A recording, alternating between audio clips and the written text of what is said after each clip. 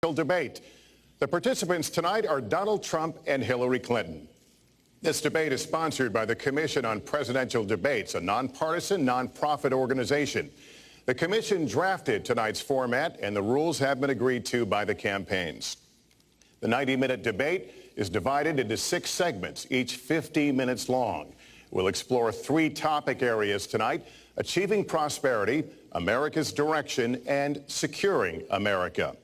At the start of each segment, I will ask the same lead-off question to both candidates, and they will each have up to 2 minutes to respond. From that point until the end of the segment, we'll have an open discussion. The questions are mine and have not been shared with the commission or the campaigns. The audience here in the room has agreed to remain silent so that we can focus on what the candidates are saying. I will invite you to applaud, however, at this moment as we welcome the candidates. Democratic nominee for President of the United States, Hillary Clinton, and Republican nominee for President of the United States, Donald J. Trump.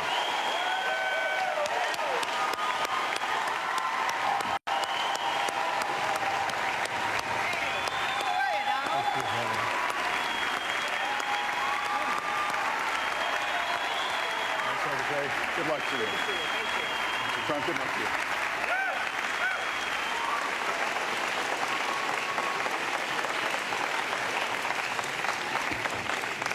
Well, I don't expect us to cover all the issues of this campaign tonight, but I remind everyone there are 2 more presidential debates scheduled. We are going to focus on many of the issues that voters tell us are most important, and we're going to press for specifics. I am honored to have this role, but this evening belongs to the candidates and just as important to the American people. Candidates, we look forward to hearing you articulate your policies and your positions, as well as your visions and your values. So, let's begin. We're calling this opening segment Achieving Prosperity, and central to that is jobs. There are 2 economic realities in America today. There's been a record 6 straight years of job growth, and new census numbers show incomes have increased at a record rate after years of stagnation. However, income inequality remains significant, and nearly half of Americans are living paycheck to paycheck.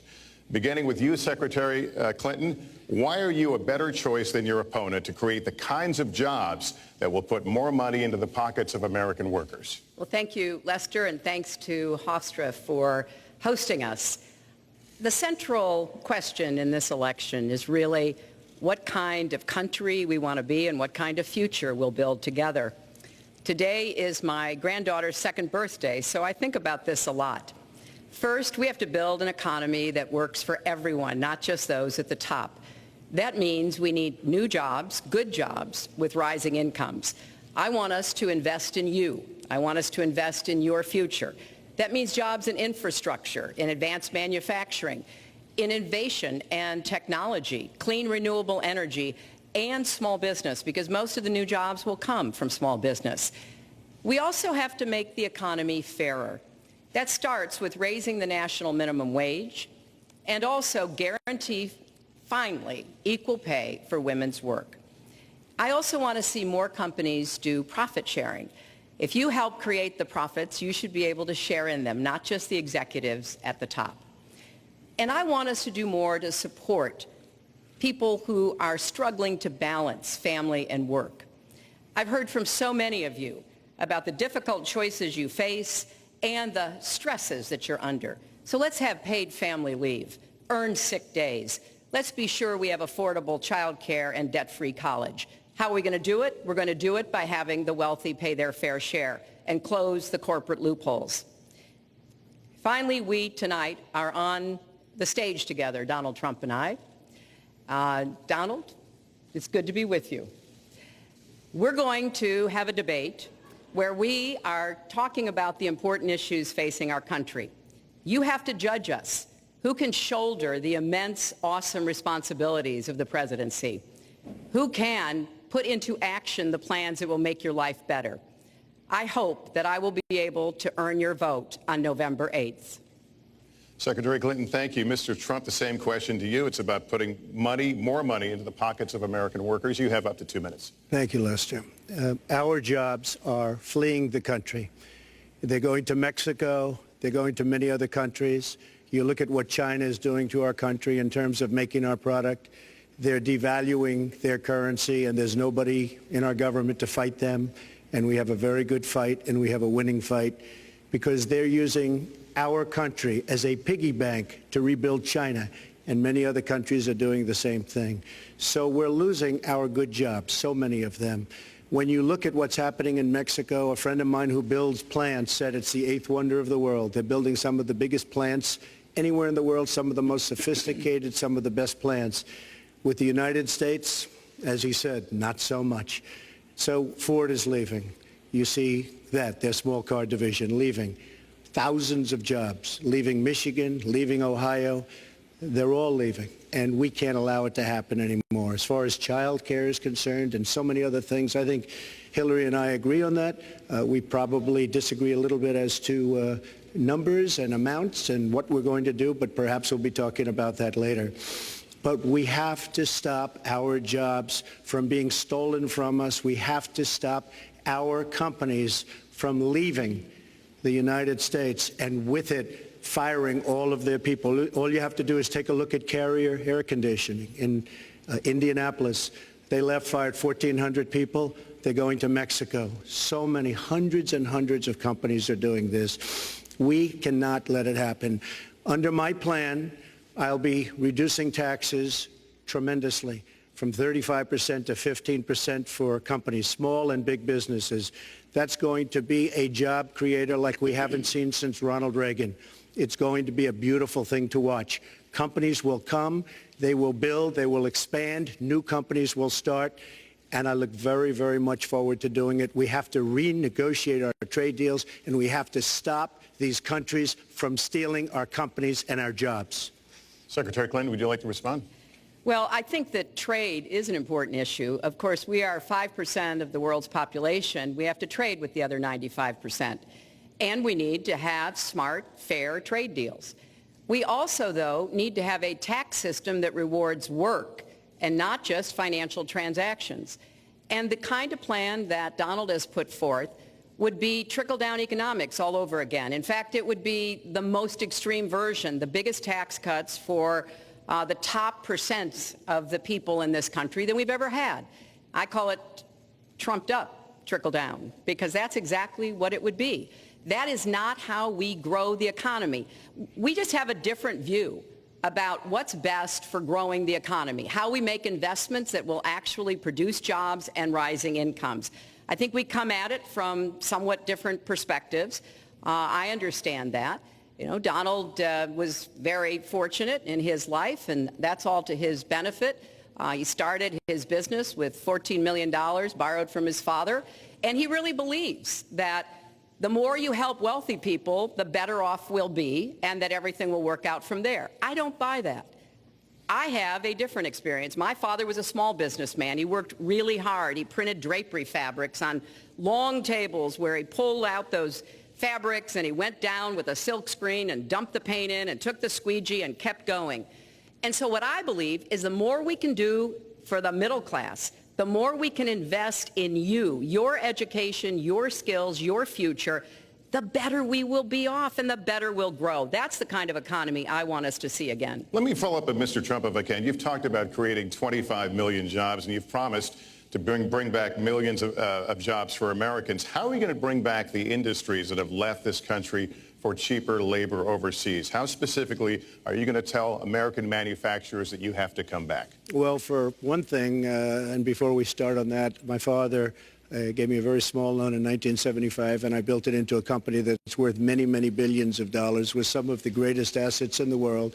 And I say that only because that's the kind of thinking that our country needs. Our country's in deep trouble.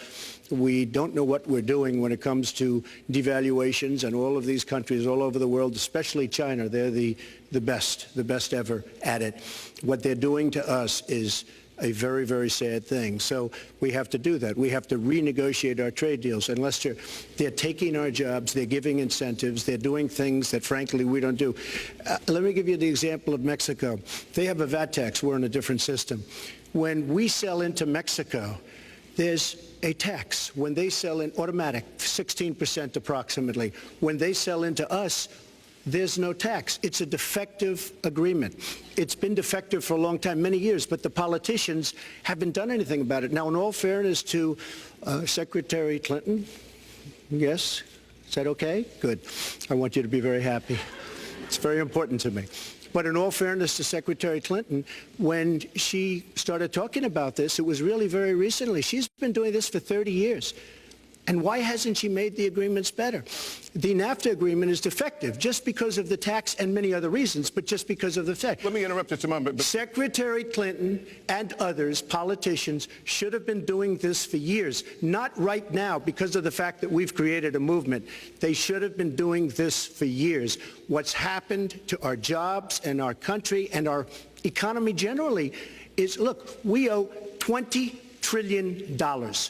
We cannot do it any longer, Lester. Back to the question, though, how do you specifically bring back jobs, American manufacturers? How do you make them bring the jobs back? Well, the first thing you do is don't let the jobs leave. The companies are leaving. I could name, there are thousands of them. They're leaving, and they're leaving in bigger numbers than ever. And what you do is you say, fine, you want to go to Mexico or some other country, good luck. We wish you a lot of luck. But if you think you're going to make your air conditioners or your cars or your cookies or whatever you make and bring them into our country without a tax, you're wrong. And once you say you're going to have to tax them coming in, and our politicians never do this, because they have special interests, and the special interests want those companies to leave, because in many cases they own the companies. So what I'm saying is we can stop them from leaving. We have to stop them from leaving, and that's a big, big factor. Let me let Secretary Clinton get there. Let's stop for a second and remember where we were 8 years ago. We had the worst financial crisis, the Great Recession, the worst since the 1930s.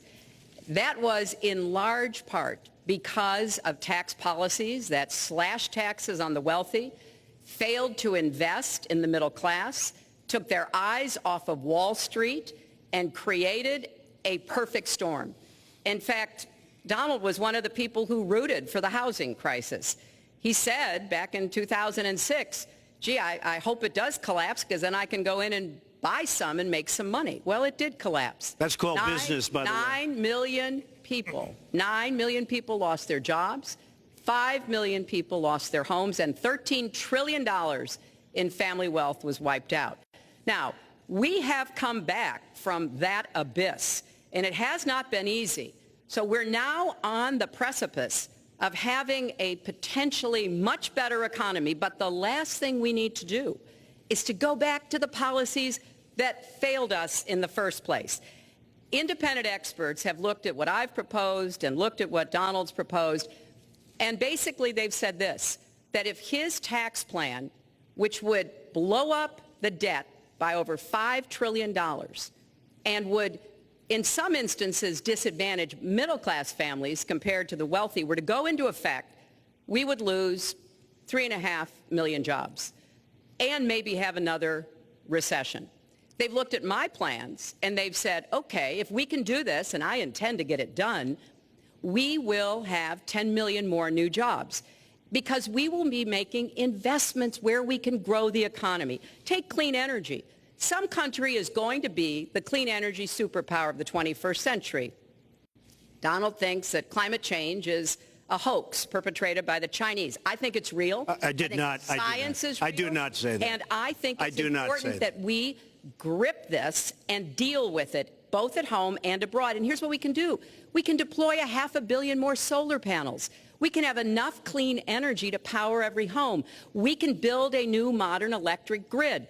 That's a lot of jobs. That's a lot of new economic activity. So I've tried to be very specific about what we can and should do, and I am determined that we're going to get the economy really moving again, building on the progress we've made over the last 8 years, but never going back to what got us in trouble in the first place. Mr. Trump. She talks about solar panels. We invested in a solar company, our country. That was a disaster. They lost plenty of money on that one.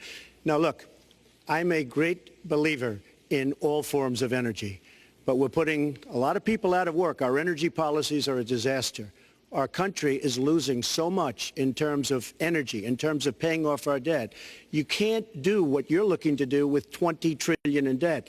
The Obama administration, from the time they've come in, is over 230 years worth of debt, and he's topped it. He's doubled it in a course of almost 8 years, 7.5 years to be semi-exact. So I will tell you this, we have to do a much better job at keeping our jobs. And we have to do a much better job at giving companies incentive to build new companies or to expand, because they're not doing it. And all you have to do is look at Michigan and look at Ohio and look at all of these places where so many of their jobs and their companies are just leaving. They're gone. And Hillary, I just ask you this. You've been doing this for 30 years. Why are you just thinking about these solutions right now? For 30 years you've been doing it, and now you're just starting to think of solutions. Well, actually, I will bring back jobs. You can't bring back jobs. Well, actually, I have thought about this quite a bit. Yeah, for 30 and years. I have, well, not quite that long. I think my husband did a pretty good job in the 1990s. I think a lot about what worked and how we can make it work again. Well, he approved 3 million NAFTA. new jobs, He approved a balanced NAFTA, budget, which is the single worst trade deal ever approved in this country. Incomes went up for everybody. Manufacturing jobs went up also in the 1990s, if we're actually going to look at the facts. When I was in the Senate, I had a number of trade deals that came before me, and I held them all to the same test. Will they create jobs in America? Will they raise incomes in America? And are they good for our national security? Some of them I voted for. The biggest one, a multinational one known as CAFTA, I voted against. And because I hold the same standards as I look at all of these trade deals. But let's not assume that trade is the only challenge we have in the economy. I think it is a part of it, and I've said what I'm going to do. I'm going to have a special prosecutor. We're going to enforce the trade deals we have, and we're going to hold people accountable. When I was Secretary of State, we actually increased American exports globally 30%.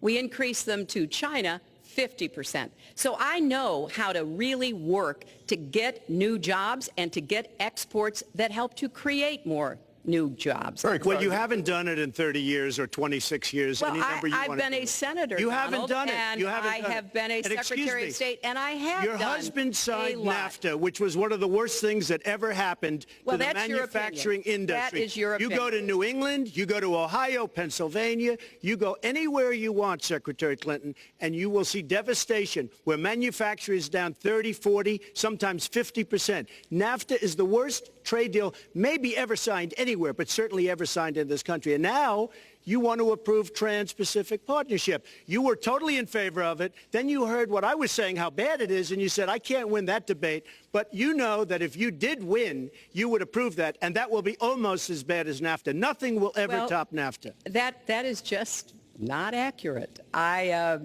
was against it once it was finally negotiated and the terms were laid out. I wrote about that in... You called it the gold standard. Well, I hope... You called it the gold standard of trade deals. You said it's the finest deal you've ever seen. No. And then you heard what I said about it, and all of a sudden you were against it. Well, Donald, I know you live in your own reality, but Oh, yeah. that is not the facts. The facts are, I did say I hoped it would be a good deal, but when it was negotiated, which I was not responsible for, I concluded it wasn't. I wrote about that. So is it President Obama's fault? Is it President Obama's fault? Even announced. Look, there Secretary, are different... is it President Obama's fault? There are Because he's pushing it. There are different views about what's good for our country, our economy, and our leadership in the world.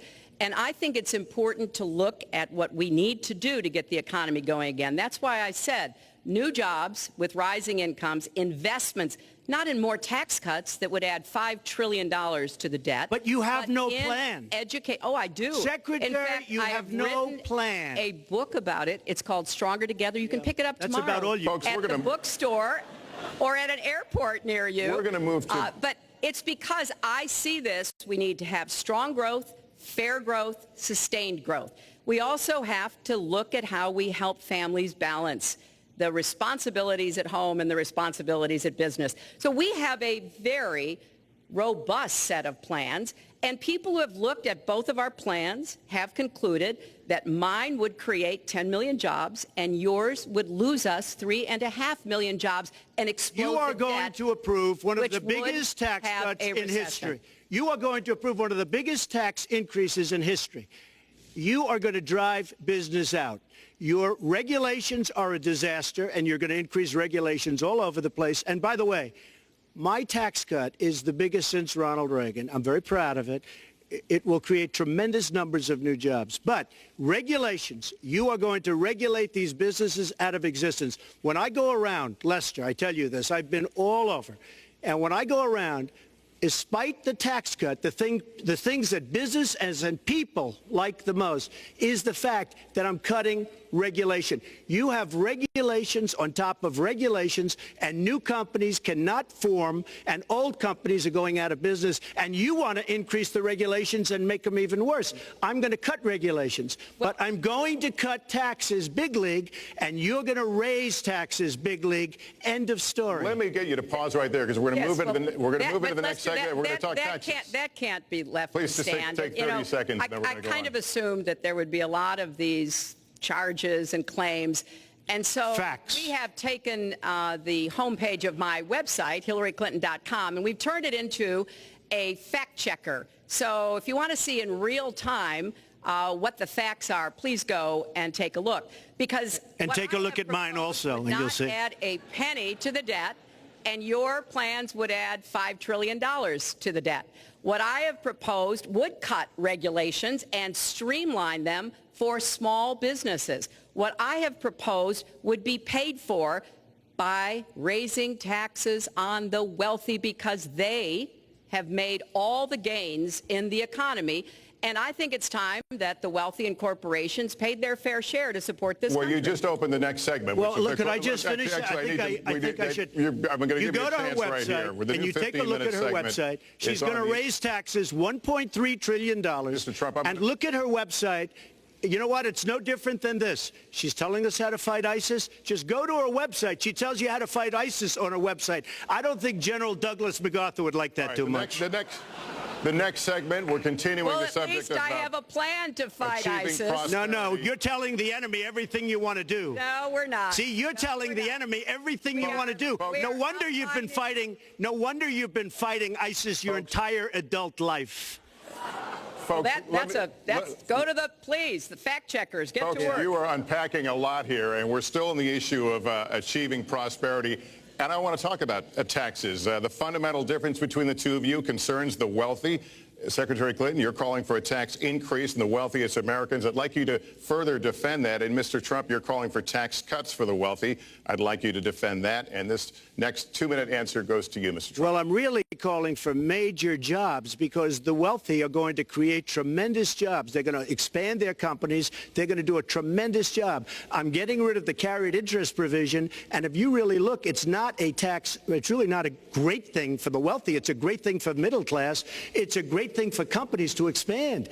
And when these people are going to put billions and billions of dollars into companies, and when they're going to bring $2.5 trillion back from overseas, where they can't bring the money back because politicians like Secretary Clinton won't allow them to bring the money back because the taxes are so onerous and the bureaucratic red tape. So what is so bad? So what they're doing is they're leaving our country, and they're, believe it or not, leaving because taxes are too high and because some of them have lots of money outside of our country, and instead of bringing it back and putting the money to work because they can't work out a deal to, and everybody agrees it should be brought back, instead of that, they're leaving our country to get their money because they can't bring their money back into our country because of bureaucratic red tape, because they can't get together, because we have a president that can't sit them around a table and get them to approve something. And here's the thing. Republicans and Democrats agree that this should be done. $2.5 trillion. I happen to think it's double that. It's probably $5 trillion that we can't bring into our country, Lester. And with a little leadership, you'd get it in here very quickly, and it could be put to use on the inner cities and lots of other things, and it would be beautiful. But we have no leadership. And honestly, that starts with Secretary Clinton. All right, you have 2 minutes on the same question to defend tax increases on the wealthiest Americans, Secretary Clinton. I have a feeling that by the end of this evening, I'm going to be blamed for everything that's ever happened. Why not? Why not? Yeah, why not? Just join the debate by saying more crazy things. Now, let me say There's nothing crazy is about not letting our absolutely the companies case. bring their money back into their country. This is Secretary Clinton's 2 minutes, Yes. please. Yeah, well, let's start the clock again, Lester. We've looked at your tax proposals. I don't see changes in the corporate tax rates or the kinds of proposals you're referring to that would cause the repatriation, bringing back of money that's stranded overseas. I happen to Then you support didn't read that. it. I happen to support that in a way that will actually work to our benefit. But when I look at what you have proposed, you have what is called now the Trump loophole, because it would so advantage you and the business you do. You've proposed Who gave it that an name? approach First that ever. Who has gave a it that name? $4 This is billion Secretary Clinton's 2 tax minutes. benefit for your family. And when you look at what How much- you are how much for my proposing, family? it is, Lester, how much? as I said, trumped up trickle down. Trickle down did not work. It got us into the mess we were in 2008 and 9. Slashing taxes on the wealthy hasn't worked, and a lot of really smart, wealthy people know that. And they are saying, hey, we need to do more to make the contributions we should be making to rebuild the middle class. I don't think top-down works in America. I think building the middle class, investing in the middle class, making college debt-free so more young people can get their education, helping people refinance their debt from college at a lower rate. Those are the kinds of things that will really boost the economy. Broad-based, inclusive growth is what we need in America, not more advantages for people at the very top. Mr. Trump, Typical politician, all talk, no action, sounds good, doesn't work, never going to happen. Our country is suffering because people like Secretary Clinton have made such bad decisions in terms of our jobs and in terms of what's going on. Now, look, we have the worst revival of an economy since the Great Depression. And believe me, we're in a bubble right now. And the only thing that looks good is the stock market. But if you raise interest rates even a little bit, that's going to come crashing down. We are in a big, fat, ugly bubble. And we better be awfully careful. And we have a Fed that's doing political things. This Janet Yellen of the Fed is doing political by keeping the interest rates at this level. And believe me, the day Obama goes off and he leaves and he goes out to the golf course for the rest of his life to play golf, when they raise interest rates, you're going to see some very bad things happen because the Fed is not doing their job. The Fed is being more political than Secretary Clinton. Mr. Trump, we're talking about the burden that Americans have to pay, yet you have not released your tax returns. And the reason nominees have released their returns for decades is so that voters will know if their potential president owes money to, who he owes it to, and any business conflicts. Don't Americans have a right to know if there are any conflicts of interest? I don't mind releasing. I'm under a routine audit, and it'll be released. And as soon as the audit's finished, it'll be released. But you will learn more about Donald Trump by going down to the federal elections, where I filed a 104-page, essentially financial statement of sorts, the forms that they have. It shows income. In fact, the income, I just looked today, the income is filed at $694 million for this past year. $694 million. If you would have told me I was going to make that 15 or 20 years ago, I would have been very surprised. But that's the kind of thinking that our country needs. When we have a country that's doing so badly, that's being ripped off by every single country in the world, it's the kind of thinking that our country needs because everybody, Lester, we have a trade deficit with all of the countries that we do business with of almost $800 billion a year. You know what that is? That means who's negotiating these trade deals? We have people that are political hacks negotiating our trade deals. The IRS says an Excuse me. audit of your taxes, you're perfectly free to release your taxes during an audit. And so the question, does the public's right to know outweigh your personal... Well, I told you, I will release them as soon as the audit. Look, I've been under audit almost for 15 years. I know a lot of wealthy people that have never been audited. I said, do you get audited? I get audited almost every year. And in a way, I should be complaining. I'm not even complaining. I don't mind it. It's almost become a way of life. I get audited by the IRS, but other people don't. I will say this. We have a situation in this country that has to be taken care of. I will release my tax returns against my lawyer's wishes when she releases her 33,000 emails that have been deleted.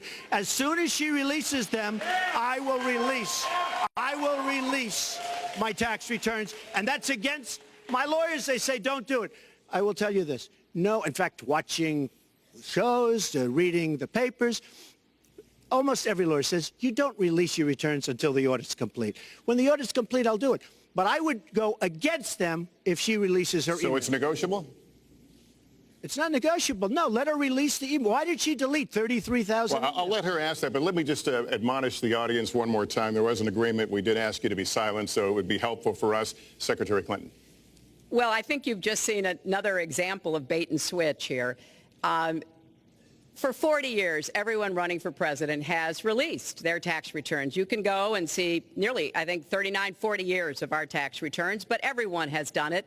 We know the IRS has made clear there is no prohibition on releasing it when you're under audit. So you've got to ask yourself, why won't he release his tax returns? And I think there may be a couple of reasons. First, maybe he's not as rich as he says he is.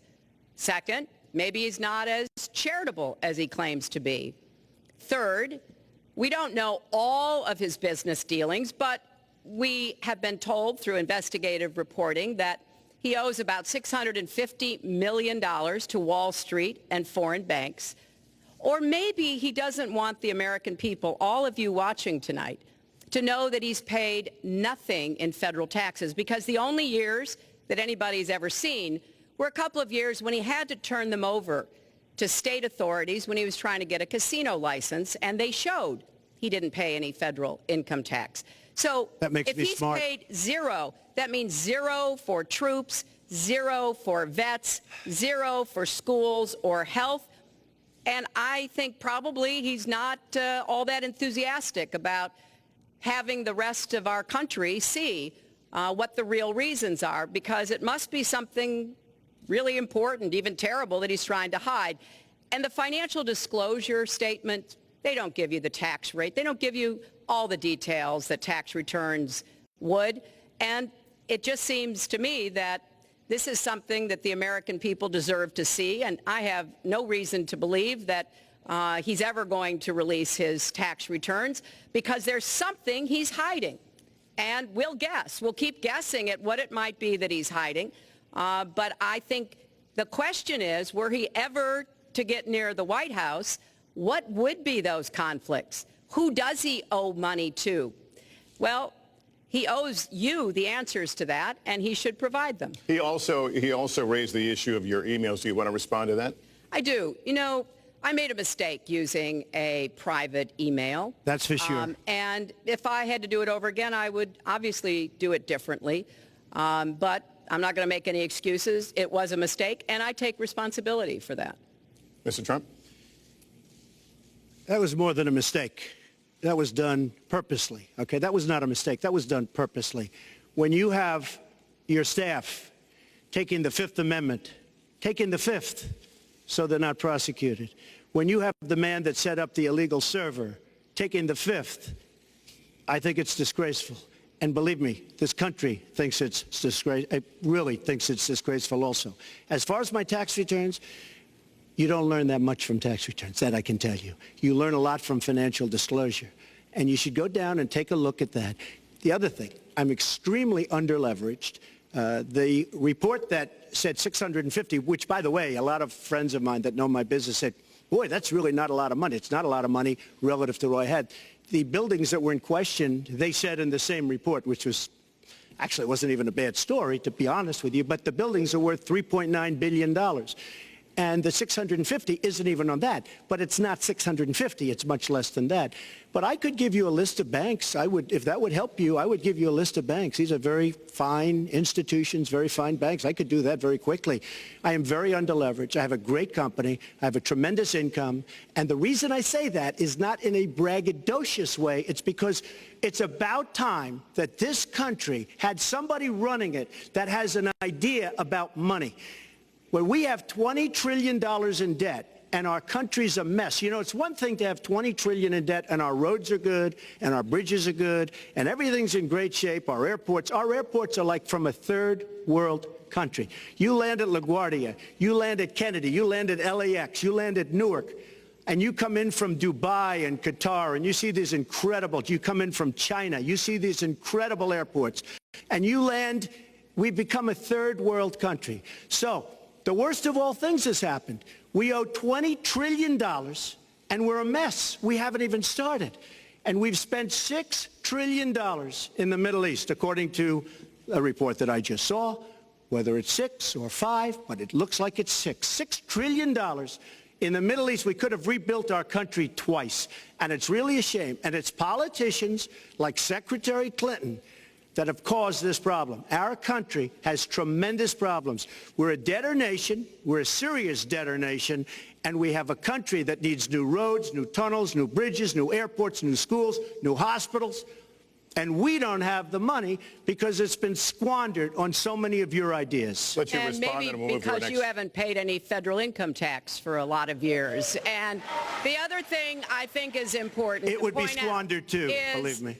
If your main claim to be president of the United States is your business, then I think we should talk about that. You know, your campaign manager said that you built a lot of businesses on the backs of little guys. And indeed, I have met a lot of the people who were stiffed by you and your businesses, Donald. I've met dishwashers, painters, architects, glass installers, marble installers, drapery installers, like my dad was, who you refused to pay when they finished the work that you asked them to do. We have an architect in the audience who designed one of your clubhouses at one of your golf courses. It's a beautiful facility.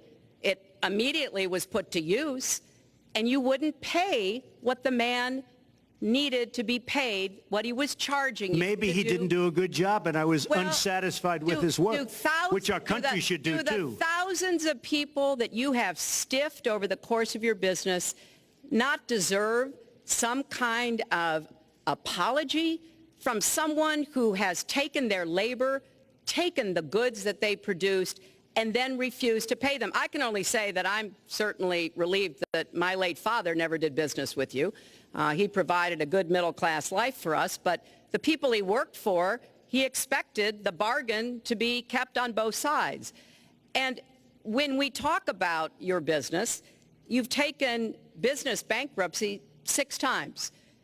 There are a lot of great business people that have never taken bankruptcy once. You call yourself the king of debt. You talk about leverage. You even at one time suggested that you would try to negotiate down the national debt of the United States. Well, sometimes there's not a direct transfer of skills from business to government, but sometimes what happened in business would be really bad for government. Let's let Mr. And Trump we need So, yeah, I to think be it's- very I do think clear it's time. about that. Look, it's all words, it's all sound bites. I built an unbelievable company, some of the greatest assets anywhere in the world, real estate assets anywhere in the world, beyond the United States, in Europe, lots of different places. It's an unbelievable company. But on occasion, 4 times, we used certain laws that are there. And when Secretary Clinton talks about people that didn't get paid, first of all, they did get paid a lot, but taking advantage of the laws of the nation. Now, if you want to change the laws, you've been there a long time, change the laws. But I take advantage of the laws of the nation because I'm running a company. My obligation right now is to do well for myself, my family, my employees, for my companies. And that's what I do. But what she doesn't say is the tens of thousands of people that are unbelievably happy and that love me. I'll give you an example. We're just opening up on Pennsylvania Avenue, right next to the White House. So if I don't get there one way, I'm going to get to Pennsylvania Avenue another. But we're opening the old post office. Under budget, ahead of schedule, saved tremendous money. I'm a year ahead of schedule. And that's what this country should be doing. We build roads and they cost 2 and 3 and 4 times what they're supposed to cost. We buy products for our military and they come in at costs that are so far above what they were supposed to be because we don't have people that know what they're doing. When we look at the budget is bad to a large extent because we have people that have no idea as to what to do and how to buy. The Trump International is way under budget and way ahead of schedule, and we should be able to do that for our country. Well, we're well behind schedule, so I want to move to our next segment. We move into our next segment talking about America's direction, and let's start by talking about race. The share of Americans who say race relations are bad in this country is the highest it's been in decades, much of it amplified by shootings of African Americans by police, as we've seen recently in Charlotte and Tulsa. Race has been a big issue in this campaign, and one of you is going to have to bridge a very wide and bitter gap. So how do you heal the divide? Secretary Clinton, you get 2 minutes on this. Well, you're right.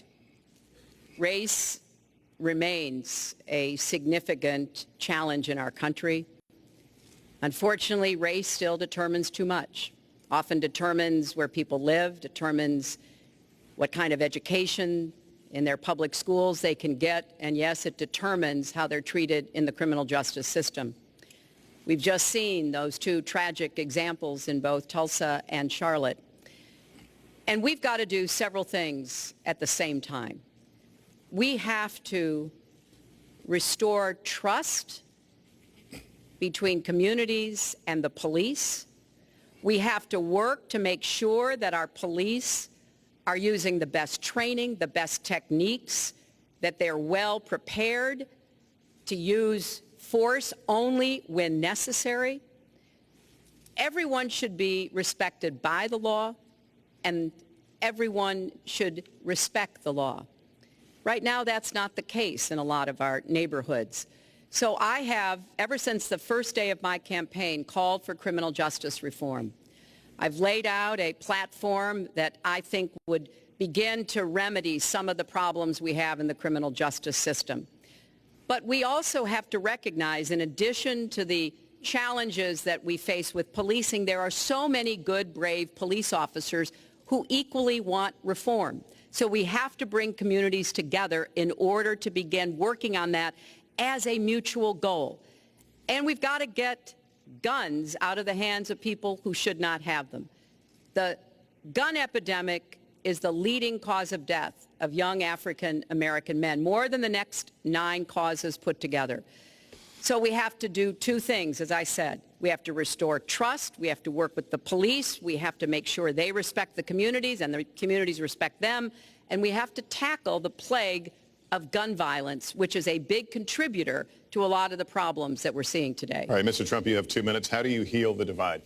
Well, first of all, Secretary Clinton doesn't want to use a couple of words, and that's law and order.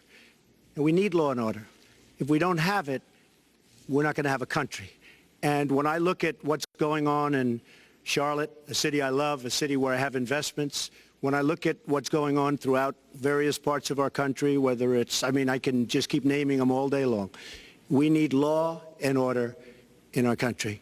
And I just got today, as you know, the endorsement of the Fraternal Order of Police. We just came in. We have endorsements from, I think, almost every police group, a large percentage of them in the United States. We have a situation where we have our inner cities, African Americans, Hispanics, are living in hell because it's so dangerous. You walk down the street, you get shot. In Chicago, they've had thousands of shootings, thousands, since January 1st. Thousands of shootings. And I'm saying, where is this? Is this a war-torn country? What are we doing? And we have to stop the violence. We have to bring back law and order in a place like Chicago where thousands of people have been killed, thousands over the last number of years. In fact, almost 4,000 have been killed since Barack Obama became president. Almost 4,000 people in Chicago have been killed. We have to bring back law and order. Now, whether or not in a place like Chicago you do stop and frisk, which worked very well, Mayor Giuliani is here, it worked very well in New York, it brought the crime rate way down. but you take the gun away from criminals that shouldn't be having it. We have gangs roaming the street, and in many cases, they're illegally here, illegal immigrants, and they have guns, and they shoot people. And we have to be very strong, and we have to be very vigilant. We have to know what we're doing. Right now, our police, in many cases, are afraid to do anything. We have to protect our inner cities because African-American communities are being decimated by crime. Your 2 minutes expired, but I do want to follow up. Stop and frisk was ruled unconstitutional in New York because it largely singled out black and Hispanic young men. No, you're wrong. It went before a judge who was a very against police judge. It was taken away from her, and our mayor, our new mayor, refused to go forward with the case. They would have won an appeal. If you look at it throughout the country, there are many places where the argument is that it's a form of racial profiling. No, the argument is that we have to take the guns away from these people that have them and that are bad people that shouldn't have them. These are felons. These are people that are bad people that shouldn't be. When you have 3,000 shootings in Chicago from January 1st, when you have 4,000 people killed in Chicago by guns from the beginning of the presidency of Barack Obama, his hometown, you have to have stop and frisk. You need more police. You need a better community relation. You don't have good community relations in Chicago. It's terrible. I have property there. It's terrible what's going on in Chicago.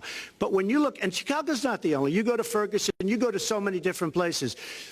You need better relationships. I agree with Secretary Clinton on this. You need better relationships between the communities and the police because in some cases it's not good. But you look at Dallas where the relationships were really studied. The relationships were really a beautiful thing. And then 5 police officers were killed one night very violently. So there's some bad things going on, some really bad things. Secretary Clinton, but we need, Lester, we need law and order. And we need law and order in the inner cities because the people that are most affected by what's happening are African American and Hispanic people. And it's very unfair to them what our politicians are allowing to happen. Secretary Clinton. Well, I've heard Donald say this at his rallies, and it's really unfortunate that he paints such a dire, negative picture of black communities in our country. Oh. You know, the vibrancy of the black church, the black businesses that employ so many people, the opportunities that so many families are working to provide for their kids. There's a lot that we should be proud of and we should be supporting and lifting up. But we do always have to make sure we keep people safe. There are the right ways of doing it, and then there are ways that are ineffective. Stop and frisk was found to be unconstitutional, and in part because it was ineffective. It did not do what it needed to do. Now, I believe in community policing, and in fact, violent crime is 1/2 of what it was in 1991. Property crime is down 40%. We just don't want to see it creep back up. We've had 25 years of very good cooperation, but there were some problems, some unintended consequences. Too many young African American and Latino men ended up in jail for nonviolent offenses, and it's just a fact that if you're a young African American man and you do the same thing as a young white man, you are more likely to be arrested, charged, convicted, and incarcerated. So we've got to address the systemic racism in our criminal justice system. We cannot just say law and order. We have to say we have to come forward with a plan that is going to divert people from the criminal justice system, deal with mandatory minimum sentences, which have put too many people away for too long for doing too little. We need to have more second chance programs. I'm glad that we're ending private prisons in the federal system. I want to see them ended in the state system. You shouldn't have a profit motivation to fill prison cells with young Americans. So there are some positive ways we can work on this. And I believe strongly that common sense gun safety measures would assist us right now, and this is something Donald has supported along with the gun lobby. Right now, we've got too many military-style weapons on the streets. In a lot of places, our police are outgunned. We need comprehensive background checks, and we need to keep guns out of the hands of those who will do harm, and we finally need to pass a prohibition on anyone who's on the terrorist watch list from being able to buy a gun in our country. If you're too dangerous to fly, you are too dangerous to buy a gun. So there are things we can do, and we ought to do it in a bipartisan way. Secretary Clinton, last week you said we've got to do everything possible to improve policing, to go right at implicit bias. Do you believe that police are implicitly biased against black people? Lester, I think implicit bias is a problem for everyone, not just police. I think, unfortunately, too many of us in our great country jump to conclusions about each other. And therefore, I think we need all of us to be asking hard questions about, why am I feeling this way? But when it comes to policing, since it can have literally fatal consequences, I have said in my first budget we would put money into that budget to help us deal with implicit bias by retraining a lot of our police officers. I met with a group of very distinguished, experienced police chiefs a few weeks ago. They admit it's an issue. They've got a lot of concerns. Mental health is one of the biggest concerns because now police are having to handle a lot of really difficult mental health problems on the street. They want support. They want more training. They want more assistance. And I think the federal government could be in a position where we would offer and provide that. I'd like to respond. Please. First of all, I agree, and a lot of people, even within my own party, want to give certain rights to people on watch lists and no-fly lists. I agree with you. When a person is on a watch list or a no-fly list, and I have the endorsement of the NRA, which I'm very proud of, these are very, very good people, and they're protecting the Second Amendment. But I think we have to look very strongly at no-fly lists and watch lists, and when people are on there, even if they shouldn't be on there, we'll help them legally, we'll help them get off. But I tend to agree with that quite strongly. I do want to bring up the fact that you were the one that brought up the word super predator about young black youth. And that's a term that I think was it's been horribly met, as you know. I think you've apologized for it. But I think it was a terrible thing to say. And when it comes to stop and frisk, you're talking about taking guns away. Well, I'm talking about taking guns away from gangs and people that use them. And I really don't think you disagree with me on this, if you want to know the truth. I think maybe there's a political reason why you can't say it, but I really don't believe. In New York City, stop and frisk, we had 2,200 murders, and stop and frisk brought it down to 500 murders. 500 murders is a lot of murders. Hard to believe. 500 is like supposed to be good. But we went from 2,200 to 500, and it was continued on by Mayor Bloomberg, and it was terminated by current mayor. But stop and frisk had a tremendous impact on the safety of New York City, tremendous beyond belief. So when you say it has no impact, it really did. It had a very, very big impact. Well, it's also fair to say, if we're going to talk about mayors, that under the current mayor, crime has continued to drop, including murders. So there is... You're wrong. No, I'm not. Murders are up. All right, you check. New York has done an excellent job, and I give credit. I give credit across the board, going back to mayors, to police chiefs, because it has worked, and other communities need to come together to do what will work as well. Look, one murder is too many, but it is important that we learn about what has been effective and not go to things that sound good that really did not have the kind of impact that we would want. Who disagrees with keeping neighborhoods safe? But let's also add, no one should disagree about respecting the rights of young men who live in those neighborhoods. And so we need to do a better job of working again with the communities, faith communities, business communities, as well as the police, to try to deal with this problem. This conversation is about race, and so, Mr. Trump, I have to ask you... But I'd like to just respond, if I might. Please, 20 seconds. I'd just like to respond. Please respond, then I've got to follow up. Look, the African-American community has been let down by our politicians. They talk good around election time, like right now, and after the election, they said, see you later, I'll see you in 4 years. The African-American community, look, the community within the inner cities has been so badly treated. They've been abused and used in order to get votes by Democrat politicians, because that's what it is. They've controlled these communities for up to 100 years. Mr. Trump, let me... Well, Unbroken. And I will tell you, you look at the inner cities, and I just left Detroit, and I just left Philadelphia, and you know, you've seen me. I've been all over the place. You decided to stay home, and that's okay.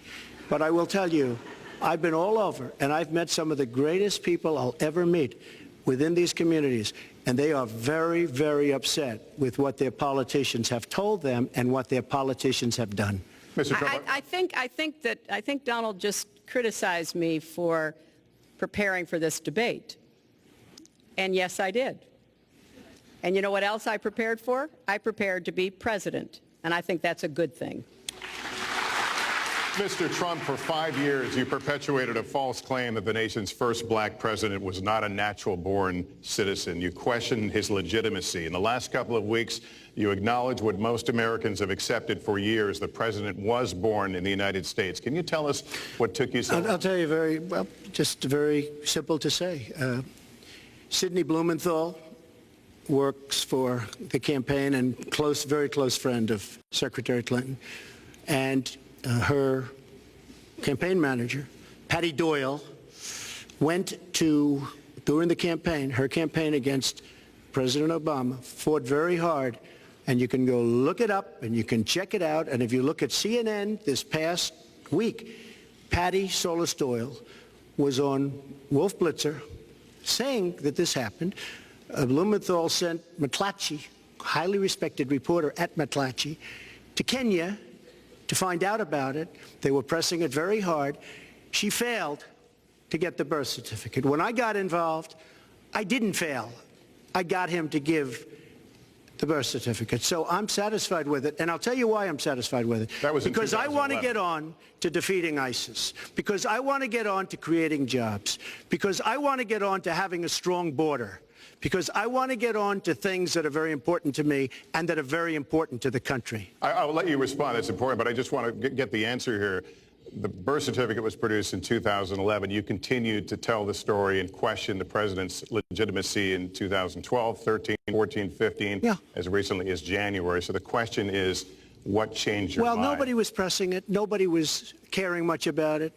I figured you'd ask the question tonight, of course, but nobody was caring much about it. But I was the one that got him to produce the birth certificate, and I think I did a good job. Secretary Clinton also fought it. I mean, you know, now everybody in mainstream is going to say, oh, that's not true. Look, it's true. Sidney Blumenthal sent a reporter. You just have to take a look at CNN last week, the interview with your former campaign manager, and she was involved. But just like she can't bring back jobs, she can't produce. I'm sorry, I'm just going to follow up, and I will let you respond to that because there's a lot there. But we're talking about racial healing in this segment. What do you say to Americans? Well, it was I say nothing. I say nothing because I was able to get him to produce it. He should have produced it a long time before. I say nothing. But let me just tell you, when you talk about healing, I think that I've developed very, very good relationships over the last little while with the African-American community. I think you can see that. And I feel that they really wanted me to come to that conclusion, and I think I did a great job and a great service, not only for the country, but even for the president, in getting him to produce his birth certificate. Secretary Clinton. Well, just listen to what you heard. And clearly, as Donald just admitted, he knew he was going to stand on this debate stage and Lester Holt was going to be asking us questions, so he tried to put the whole racist birther lie to bed. But it can't be dismissed that easily. He has really started his political activity based on this racist lie that our first black president was not an American citizen.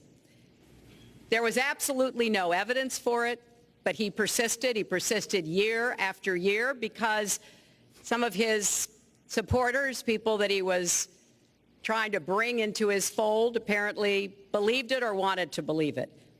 But remember, Donald started his career back in 1973 being sued by the Justice Department for racial discrimination because he would not rent apartments in one of his developments to African Americans, and he made sure that the people who worked for him understood that was the policy.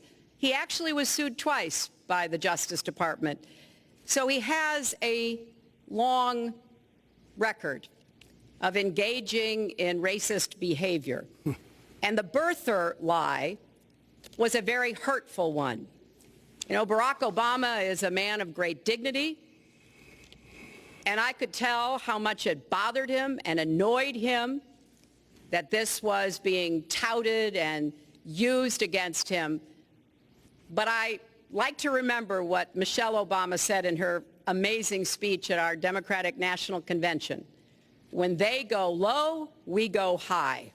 And Barack Obama went high, despite Donald Trump's best efforts to bring him down. Mr. Trump, you can respond, then we're going to move on to the next segment. I would love to respond. First of all, I got to watch, in preparing for this, some of your debates against Barack Obama. You treated him with terrible disrespect.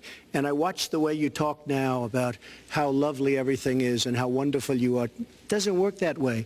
You were after him. You were trying to. You even sent out, or your campaign sent out, pictures of him in a certain garb, very famous pictures. I don't think you can deny that.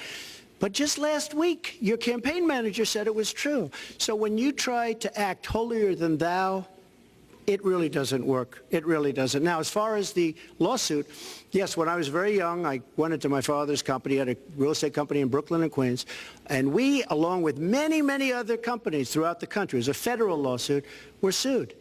We settled the suit with no admission of guilt. It was very easy to do, but they sued many people. I notice you bring that up a lot, and I also notice the very nasty commercials that you do on me in so many different ways, which I don't do on you. Maybe I'm trying to save the money. But frankly, I look at that and I say, isn't that amazing? Because I settled that lawsuit with no admission of guilt. But that was a lawsuit brought against many real estate firms, and it's just one of those things. I'll go on one step further. In Palm Beach, Florida, tough community, a brilliant community, a wealthy community, probably the wealthiest community there is in the world. I opened a club and really got great credit for it.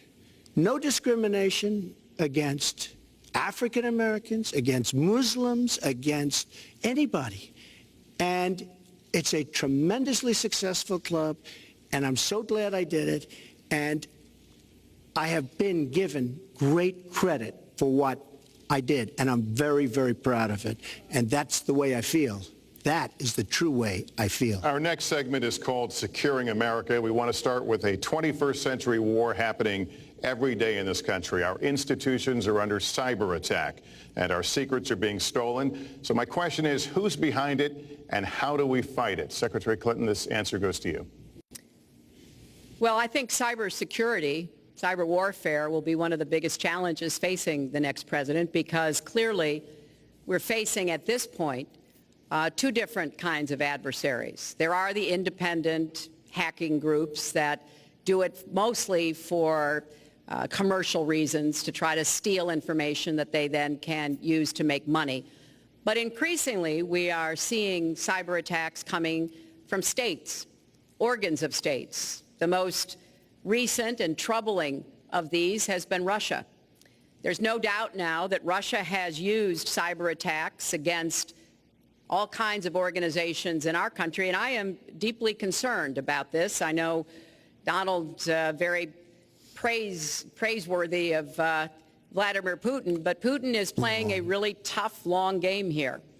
And one of the things he's done is to let loose cyber attackers to hack into government files, to hack into personal files, hack into the Democratic National Committee.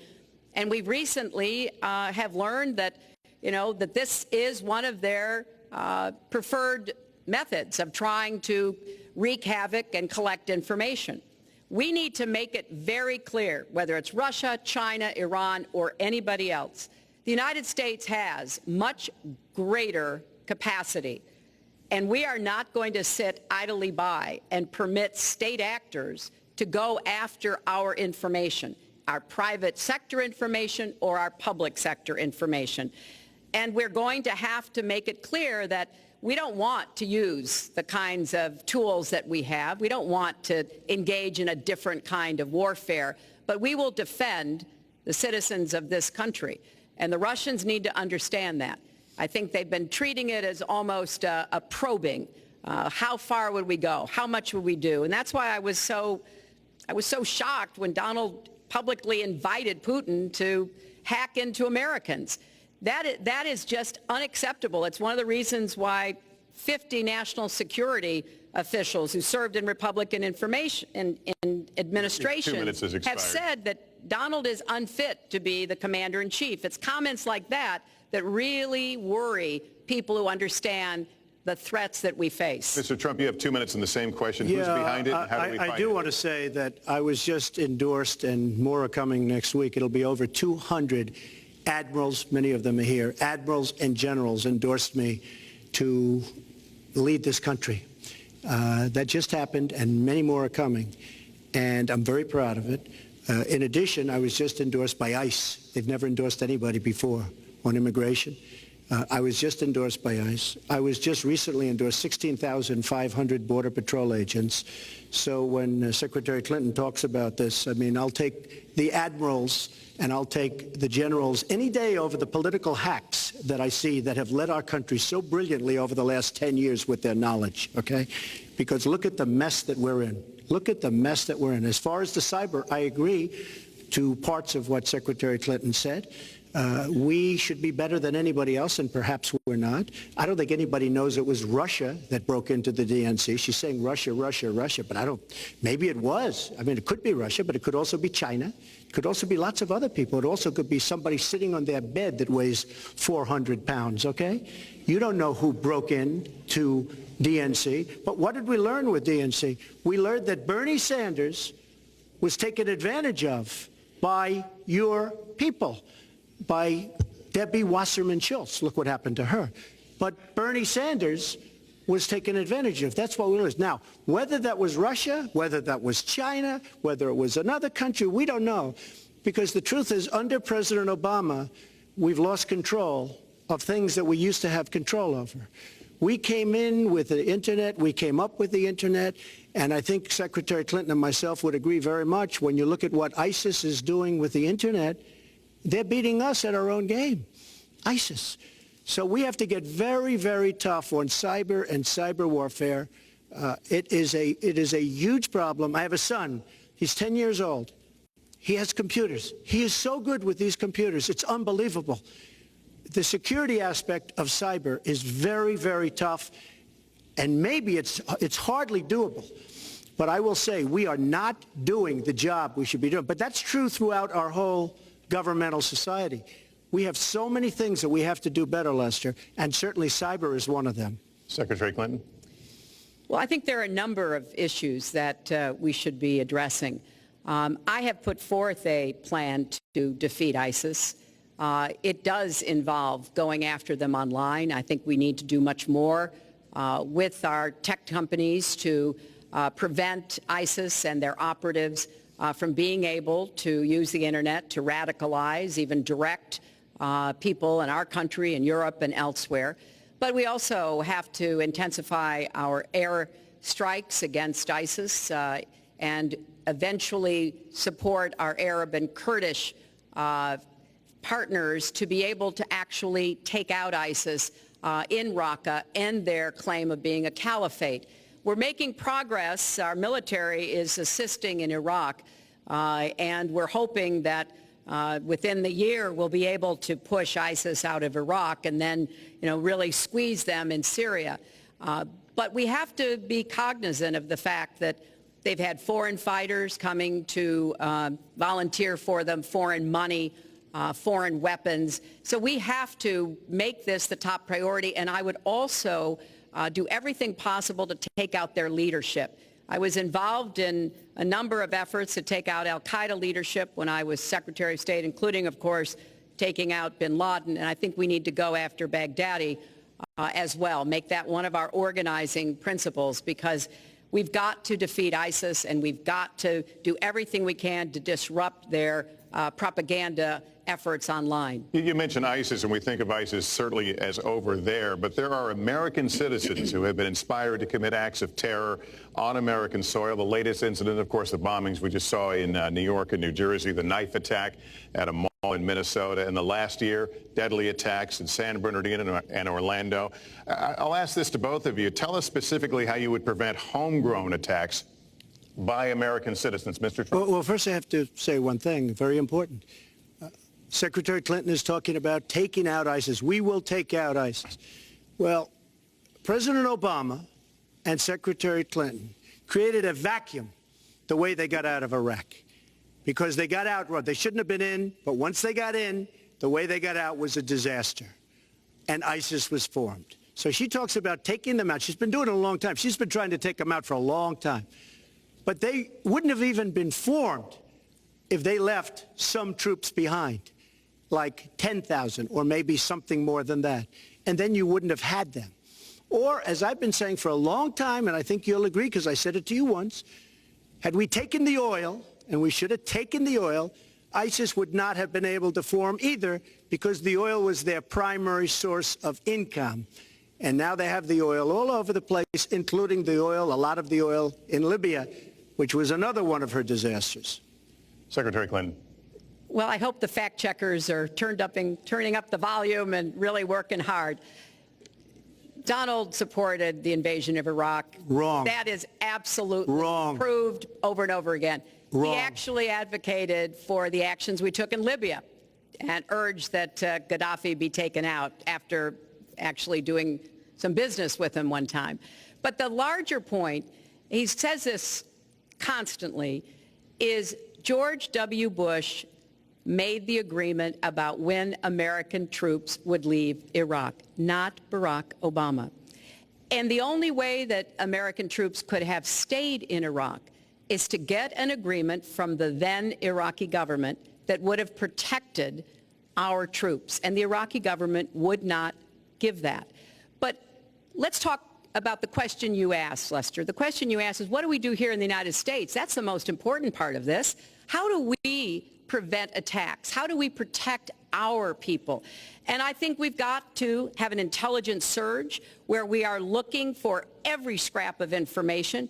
I was so proud of law enforcement in New York, in Minnesota, in New Jersey. You know, they responded so quickly, so professionally to the attacks that occurred by Rahami, and they brought him down. And we may find out more information because he is still alive, which may prove to be an intelligence benefit. So we've got to do everything we can to vacuum up intelligence from Europe, from the Middle East. That means we've got to work more closely with our allies. And that's something that Donald has been very dismissive of. We're working with NATO, the longest military alliance in the history of the world, to really turn our attention to terrorism. We're working with our friends in the Middle East, many of which, as you know, are Muslim-majority nations. Donald has consistently insulted Muslims abroad, Muslims at home, when we need to be cooperating with Muslim nations and with the American Muslim community. They're on the front lines. They can provide information to us that we might not get anywhere else. They need to have close working cooperation with law enforcement in these communities, not be alienated and pushed away, as some of Donald's rhetoric, unfortunately, has led to. Mr. Well, I'd have to respond. Please respond. The Secretary said very strongly about working with. We've been working with them for many years. And we have the greatest mess anyone's ever seen. You look at the Middle East, it's a total mess. Under your direction to a large extent. But you look at the Middle East. You started the Iran deal. That's another beauty, where you have a country that was ready to fall. I mean, they were doing so badly. They were choking on the sanctions, and now they're going to be actually probably a major power at some point pretty soon, the way they're going. But when you look at NATO, I was asked on a major show, what do you think of NATO? And you have to understand, I'm a business person. I did really well, but I have common sense. And I said, well, I'll tell you. I haven't given lots of thought to NATO, but two things. Number one, the 28 countries of NATO, many of them aren't paying their fair share. Number two, and that bothers me because we should be, yes, we're defending them and they should at least be paying us what they're supposed to be paying by treaty and contract. And number two, I said, and very strongly, NATO could be obsolete because, and I was very strong on this, and it was actually covered very accurately in the New York Times, which is unusual for the New York Times, to be honest. But I said they do not focus on terror. And I was very strong, and I said it numerous times, and about 4 months ago I read on the front page of the Wall Street Journal that NATO is opening up a major terror division, and I think that's great. And I think we should get, because we pay approximately 73% of the cost of NATO, it's a lot of money to protect other people, but I'm all for NATO. But I said they have to focus on terror also, and they're going to do that. And that was, believe me, I'm sure I'm not going to get credit for it, but that was largely because of what I was saying and my criticism of NATO. I think we have to get NATO to go into the Middle East with us in addition to surrounding nations, and we have to knock the hell out of ISIS, and we have to do it fast. When ISIS formed in this vacuum created by Barack Obama and Secretary Clinton, and believe me, you were the ones that took out the troops. Not only that, you named the day. They couldn't believe it. They sat back probably and said, I can't believe it. They said, no, wait a minute. We've covered when they formed, this is something that never should have happened. It should have never happened. Now, you're talking about taking out ISIS, but you were there and you were Secretary of State when it was a little infant. Now it's in over 30 countries. And you're going to stop them? I don't think so. Mr. Trump, a lot of these are judgment questions. You had supported the war in Iraq before the invasion.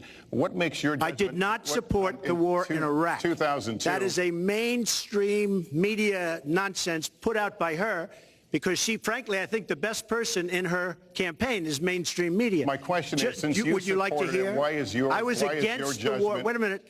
I was against the war in Iraq. Just so you put it out. The record shows otherwise. The record does not show that. Why is your judgment The record shows that I'm right.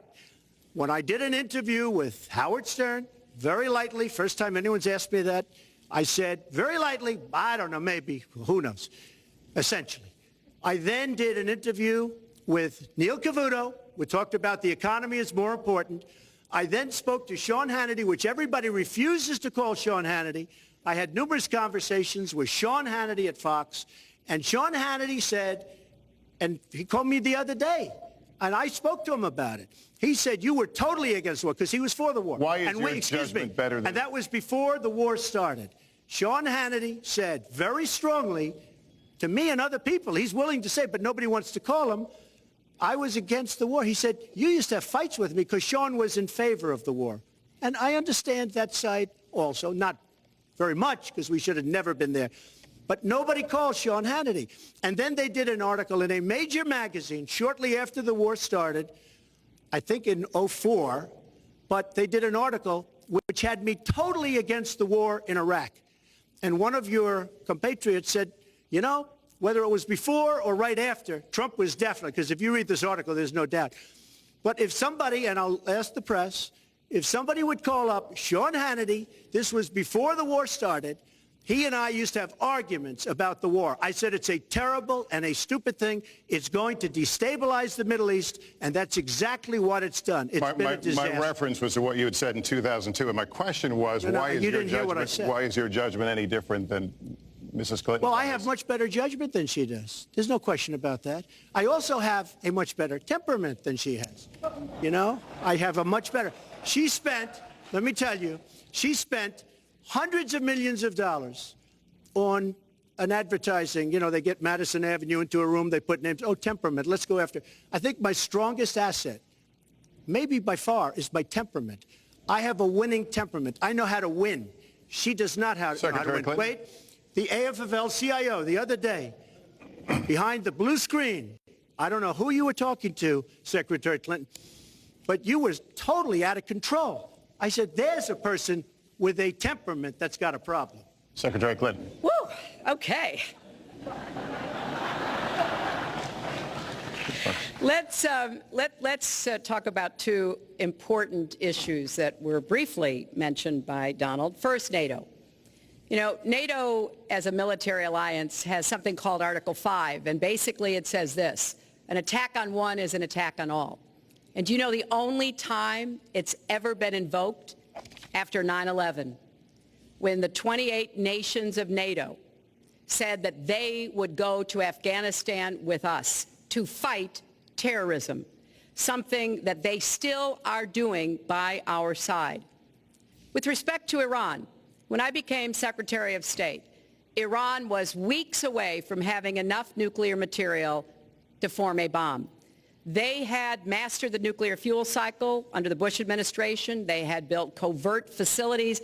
They had stocked them with centrifuges that were whirling away. And we had sanctioned them. I voted for every sanction against Iran when I was in the Senate, but it wasn't enough. So I spent a year and a half putting together a coalition that included Russia and China to impose the toughest sanctions on Iran. And we did drive them to the negotiating table. And my successor, John Kerry, and President Obama got a deal that put a lid on Iran's nuclear program without firing a single shot. That's diplomacy. That's coalition building. That's working with other nations.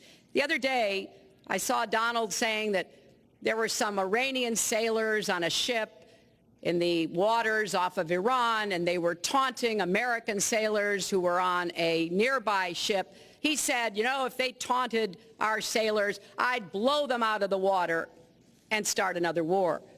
That would not good judgment. That is not the right temperament to be commander-in-chief, to be taunted. And the worst part of what we've heard Donald say has been about nuclear weapons. He has said repeatedly that he didn't care if other nations got nuclear weapons, Japan, South Korea, even Saudi Arabia. It has been the policy of the United States, Democrats and Republicans, to do everything we could to reduce the proliferation of nuclear weapons. He even said, well, you know, if there were a nuclear war in East Asia, well, you know, that's fine. You know, have a good time, folks. And in fact, his cavalier attitude about nuclear weapons is so deeply troubling. That is the #1 threat we face in the world, and it becomes particularly threatening if terrorists ever get their hands on any nuclear material. So a man who can be provoked by a tweet should not have his fingers anywhere near the nuclear codes, as far as I think anyone with any sense about this should be concerned. That line's getting a little bit old, I must say. Listen, it's a good one, though. I would like to, well describes the problem. It's not an accurate one at all. It's not an accurate one. So I just want to give a lot of things and just to respond. I agree with her on one thing. The single greatest problem the world has is nuclear armament, nuclear weapons. Not global warming like you think and your president thinks. Nuclear is the single greatest threat. Just to go down the list, we defend Japan, we defend Germany, we defend South Korea, we defend Saudi Arabia, we defend countries. They do not pay us what they should be paying us because we are providing tremendous service and we're losing a fortune. That's why we're losing. We lose on everything. I say, who makes these? We lose on everything. Well, I said that it's very possible that if they don't pay a fair share, because this isn't 40 years ago where we could do what we're doing. We can't defend Japan, a behemoth selling us cars by the million. We need to move on. Wait, but it's very important. All I said was they may have to defend themselves or they have to help us out. We're a country that owes $20 trillion. They have to help us out. As far as the nuclear is concerned, I agree. It is the single greatest threat that this country has. Which leads my next question as we enter our last segment here still on the subject of securing America. On nuclear weapons, President Obama reportedly considered changing the nation's longstanding policy on first use. Do you support the current policy? Mr. Trump, you have 2 minutes on that. Well, I have to say that, for what Secretary Clinton was saying about nuclear with Russia, she's very cavalier in the way she talks about various countries. But Russia's been expanding. They have a much newer capability than we do. We have not been updating from the new standpoint. The other night I was seeing B-52s. They're old enough that your father, your grandfather could be flying them. We are not we are not keeping up with other countries. I would like everybody to end it, just get rid of it, but I would certainly not do first strike. I think that once the nuclear alternative happens, it's over. At the same time, we have to be prepared. I can't take anything off the table because you look at some of these countries. You look at North Korea. We're doing nothing there. China should solve that problem for us. China should go into North Korea. China is totally powerful as it relates to North Korea. And by the way, another one powerful is the worst deal I think I've ever seen negotiated that you started is the Iran deal. Iran is one of their biggest trading partners. Iran has power over North Korea. And when they made that horrible deal with Iran, they should have included the fact that they do something with respect to North Korea. And they should have done something with respect to Yemen and all these other places. And when asked to Secretary Kerry, why didn't you do that? Why didn't you add other things into the deal? One of the great giveaways of all time, including $400 million in cash. Nobody's ever seen that before. That turned out to be wrong. It was actually $1.7 billion in cash. Obviously, I guess, for the hostages, it certainly looks that way. So you say to yourself, why didn't they make the right deal? This is one of the worst deals ever made by any country in history. The deal with Iran will lead to nuclear problems. All they have to do is sit back 10 years, and they don't have to do much, and they're going to end up getting nuclear. I met with Bibi Netanyahu the other day. Believe me, he is not a happy camper. All right. Mrs. Clinton, Secretary Clinton, you have 2 minutes. Let me start by saying words matter. Words matter when you run for president, and they really matter when you are president. And I want to reassure our allies in Japan and South Korea and elsewhere that we have mutual defense treaties, and we will honor them. It is essential that America's word be good. And so I know that this campaign has caused some questioning and some worries on the part of many leaders across the globe. I've talked with a number of them. But I want to, on behalf of myself, and I think on behalf of a majority of the American people, say that, our word is good. It's also important that we look at the entire global situation. There's no doubt that we have other problems with Iran, but personally I'd rather deal with the other problems having put that lid on their nuclear program than still to be facing that. And Donald never tells you what he would do. Would he have started a war? Would he have bombed Iran? If he's going to criticize a deal that has been very successful in giving us access to Iranian facilities that we never had before, then he should tell us what his alternative would be. But it's like his plan to defeat ISIS. He says it's a secret plan, but the only secret is that he has no plan. So we need to be more precise in how we talk about these issues. People around the world follow our presidential campaigns so closely, trying to get hints about what we will do. Can they rely on us?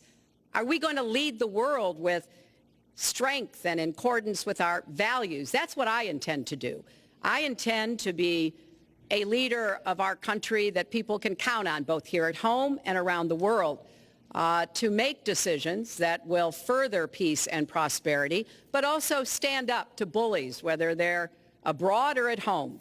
We cannot let those who would try to destabilize the world, to interfere with American interests and security, to be given any opportunities at all. Is expired. Let's do one thing I'd like to say. Very quickly. I will go very quickly, but I will tell you that Hillary will tell you to go to her website and read all about how to defeat ISIS, which she could have defeated by never having it, get going in the first place. Right now, it's getting tougher and tougher to defeat them because they're in more and more places, more and more states, more and more nations. Mr. Trump. And it's a big problem. And as far as Japan is concerned, I want to help all of our allies. But we are losing billions and billions of dollars. We cannot be the policeman of the world. We cannot protect countries all over the world where they're not paying us what we need. We have just a few final questions. She doesn't say that because she's got no business ability. We need heart. We need a lot of things. But you have to have some basic ability. And sadly, she doesn't have that. All of the things that she's talking about could have been taken care of during the last 10 years, let's say, while she had great power, but they weren't taken care of. And if she ever wins this race, they won't be taken care of. Mr. Trump, this year, Secretary Clinton became the first woman nominated for president by a major party. Earlier this month, you said she doesn't have, quote, a presidential look. She's standing here right now. What did you mean by that? She doesn't have the look. She doesn't have the stamina. I said she doesn't have the stamina. And I don't believe she does have the stamina. To be president of this country, you need tremendous stamina. The quote was, I just don't think she has a Wait a minute, unless you asked me a question. Did you ask me a question? You have to be able to negotiate our trade deals. You have to be able to negotiate, that's right, with Japan, with Saudi Arabia. I mean, can you imagine we're defending Saudi Arabia, and with all of the money they have, we're defending them and they're not paying? All you have to do is speak to them. Wait, you have so many different things you have to be able to do, and I don't believe that Hillary has the stamina. Let's let her respond. Well, as soon as he travels to 112 countries and negotiates a peace deal, a ceasefire, a release of dissidents, an opening of new opportunities in nations around the world, or even spends 11 hours testifying in front of a congressional committee, he can talk to me about stamina. The world, let me tell you, Hillary has experience, but it's bad experience. We have made so many bad deals during the last, so she's got experience, that I agree, but it's bad experience. Whether it's the Iran deal that you're so in love with, where we gave them $150 billion back, whether it's the Iran deal, whether it's anything you can name, you almost can't name a good deal. I agree. She's got experience, but it's bad experience. And this country can't afford to have another 4 years of that kind of experience. We are at the final question. One thing, Very Lester, quickly, is, we're at the final question now. he tried to switch from looks to stamina. But this is a man who has called women pigs, slobs, and dogs. And someone who has said pregnancy is an inconvenience to employers, who has said women don't deserve equal pay unless they do as good a job as men. And one of the worst things he said was about a woman in a beauty contest. He loves beauty contests, supporting them and hanging around them. And he called this woman Miss Piggy. Then he called her Miss Housekeeping because she was Latina. Donald, she has a name. Where did you find her this? name Where is did you find Alicia this? Machado. Where did you find And this? she has become a U.S. citizen, and you can bet she's going to vote this November. Okay, good. Let me just tell you. Mr. Trump, we're going to take 10 seconds, and then we're going to have the final question. Hillary is hitting me with tremendous commercials. Some of it said in entertainment. Some of it said somebody who's been very vicious to me, Rosie O'Donnell. I said very tough things to her, and I think everybody would agree that she deserves it, and nobody feels sorry for her. But you want to know the truth? I was going to say something extremely rough to Hillary, to her family, and I said to myself, I can't do it. I just can't do it. It's inappropriate. It's not nice. But she spent hundreds of millions of dollars on negative ads on me, many of which are absolutely untrue. They're untrue and they're misrepresentations. And I will tell you this, Lester, it's not nice, and I don't deserve that. But it's certainly not a nice thing that she's done. It's hundreds of millions of ads, and the only gratifying thing is I saw the polls come in today, and with all of that money, over $200 million is spent, and I'm either winning or tied, and I've spent practically nothing. One of you will not win this election. So my final question to you tonight, are you willing to accept the outcome as the will of the voters? Secretary Clinton? Well, I support our democracy. And sometimes you win, sometimes you lose. But I certainly will support the outcome of this election. And I know Donald's trying very hard to plant doubts about it, but I hope the people out there understand this election's really up to you.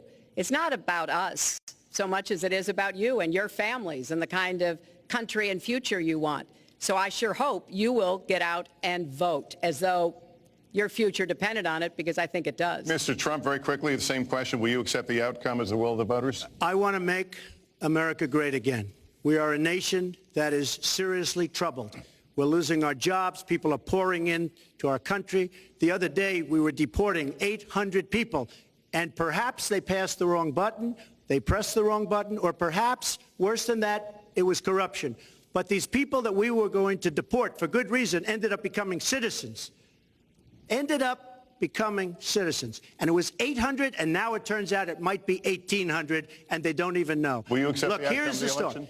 I want to make America great again. I'm going to be able to do it. I don't believe Hillary will. The answer is, if she wins, I will absolutely support her. All right. Well, that is going to do it for us. That concludes our debate for this evening. A spirited one. We covered a lot of ground, not everything, as I suspected we would. The next presidential debates are scheduled for October 9th at Washington University in St. Louis and October 19th at the University of Nevada, Las Vegas. The conversation will continue. A reminder, the vice presidential debate is scheduled for October 4th at Longwood University in Farmville, Virginia. My thanks to Hillary Clinton and to Donald Trump and to Hofstra University for hosting us tonight. Good night, everyone.